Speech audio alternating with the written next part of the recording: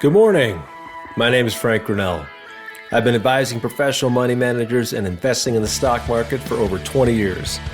It serves as my day job, but most importantly, it is my absolute passion. On Street Views, I offer my daily viewpoint on the stock market in under 7 minutes. I will cover things like the global macroeconomic picture, the mood of the market, company-specific news, secular trends with some actionable sector and stock calls. I hope my insights are useful to you, whether you are a professional money manager or a passionate investor. At Grinnell Capital, we actively manage dynamic stock and ETF models for financial professionals and their clients, as well as individual investors. If you want to learn more about what we do, send me a note, frank@grinnellcapital.com. You can also find more of my insights on Twitter @GrinnellFrank. And now, today's Street Views.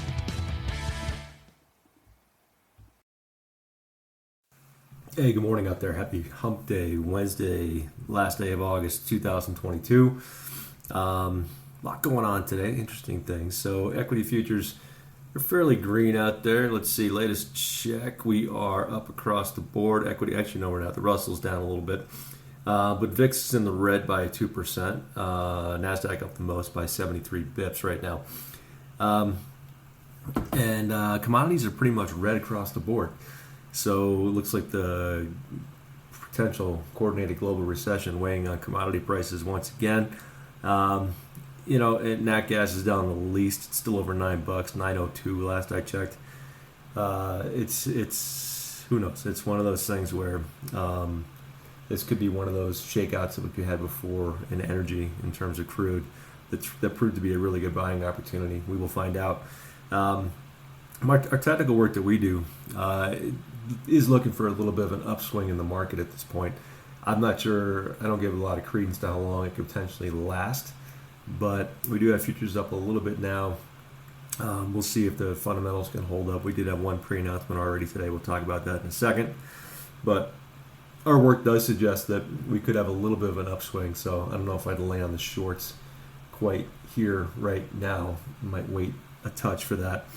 If you're looking at the energy trade today, it's probably a good day to add. I think you're going to get whatever weekends didn't punt yesterday are certainly going to punt today. Devon's one of our favorites. Just taking a look at, you've got great exposure to the oil and gas, both. Tremendously run company. Cash flows are just off the charts. 5.7% dividend yield. It's going to be down probably 3% today at least. So that one looks interesting. We own it. We may buy more. I may wait a little bit.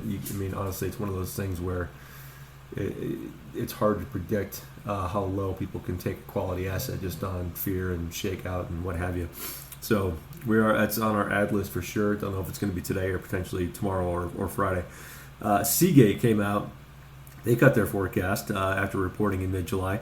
Shouldn't be a surprise to anybody out there. I think it's still too early for anything in the PC space in terms of longs, including semis.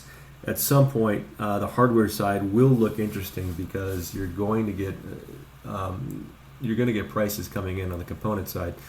AMD released a new chip of theirs. I don't even know the name of it. It's a new generation chip yesterday without a corresponding increase in price. So just to give you an idea of what's going on out there, I don't think that anyone's going to be price takers, price makers. I think it's going to be pretty soft out there for the foreseeable future. That's going to benefit the Dells of the world, right? Because they can get all these components now that are going to be a lot cheaper than they were 6, 12 months ago, what have you. So Dell specifically, taking a look at that one. You got a forward PE, looks super cheap at 5.76. Recently, big downside after their earnings report. The problem with that 5.76, in my opinion, you got to feel relatively confident on that forward earnings with a 10% buffer to the downside. So in other words, I think it's important to, you don't have to catch the bottom and feel confident that's the lowest that earnings revisions are going to go to. That's the bottom for the earnings estimate. Because once that happens, the stock's going to be up 20% off the low. So you want to, in my opinion, if you want to try to catch this thing and with the most juice, you want to do it maybe almost before that last downside earnings revision. So before when you still got about 10% downside of that forward number, I think it's still too early. I do think the 576 is probably a little bit artificially cheap because the E is wrong by more than 10% on 23. Does that make sense? So once we get, that might take another quarter or two to flush out, and then that might be just the perfect time. Take a look at CrowdStrike. We talked about mission critical software. These guys fit into that category. Great quarter. You take a look at their annual recurring revenue. Their ARR came in at $2.14 billion. The bogey for that was $2 billion. So in above that. One of the it's Palo Alto, it's CrowdStrike, it's Zscaler. I don't know what's going to happen with CrowdStrike. It's expensive. It's up a little bit this morning. And take a look at that chart. The 20, 50, and 200-day moving averages are all within $9 of each other. I've never seen so much. I'm sure I have, but it's been a while. All that consolidation around one price level is super interesting. This thing's going to make a break one way or the other. Today it's going to open up. It's going to open up at least. We'll see what happens. But we own it. I'd say I'd be adding to it, but right now I'm just going to wait and see how it acts in this environment. Who the hell knows? It is a little expensive, so that could be all people need to just take it down, thinking that nothing without a proper PE weighting is going to survive. So we're going to see how it acts. Freeport-McMoRan, we talked about base metals. They're getting the crap kicked out of them the past day or two. Anything that comes out of the ground right now is just getting beat up, I think, on global demand fears. But Freeport, they did have an insider buy yesterday. Hit the tape. You can take a look. Ryan Michael Lance stepped up to the tune of 31,000 shares, just under $1 million worth. That's a real purchase. That's real money. Maybe things are tight in copper after all. Insider buy in Freeport. Thought that was interesting. We are long, a little nervous long, but we are long nonetheless currently right now. That is it. Have an awesome Wednesday. Good luck out there. Talk to you tomorrow.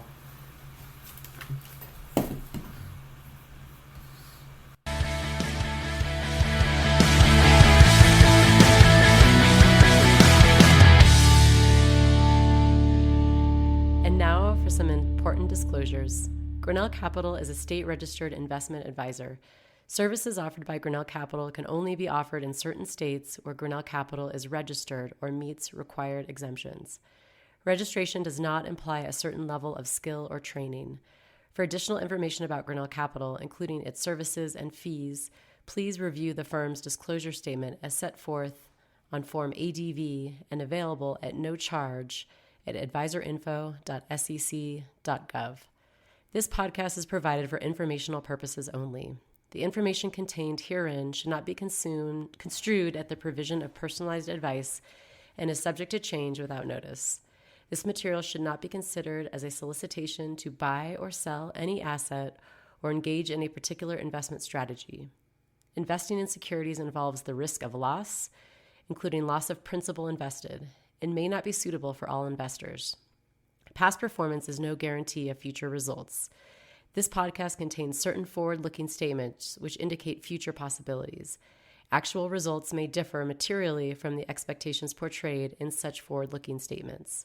As such, there is no guarantee that any views and opinions expressed will come to pass. All expressions of opinion reflect the judgment of Grinnell Capital as of the date of publication and are subject to change without prior notice. This podcast contains information derived from third-party sources. Although we believe these sources to be reliable, we make no representations as to the accuracy of any information prepared by any unaffiliated third party incorporated herein and take no responsibility therefore. This podcast is provided with the understanding that Grinnell Capital is not engaging in rendering legal, accounting, or tax services, and we recommend that you seek out the services of professionals in these aforementioned areas. The principal investment focus of the accelerator model, the strategy, is to achieve strong relative and risk-adjusted returns, primarily by investing and trading in securities issued by companies that focus on the global information, technology, consumer, healthcare, industrial, and infrastructure sectors. These sectors are characterized by robust secular growth, an abundance of both new and maturing product cycles, a high degree of competition that creates the potential for relative winners and losers within a subsector or theme, a high degree of revenues and earnings volatility, rapidly changing sentiment and public perception, significant yet unrealized potential for globalization, and superior relative liquidity.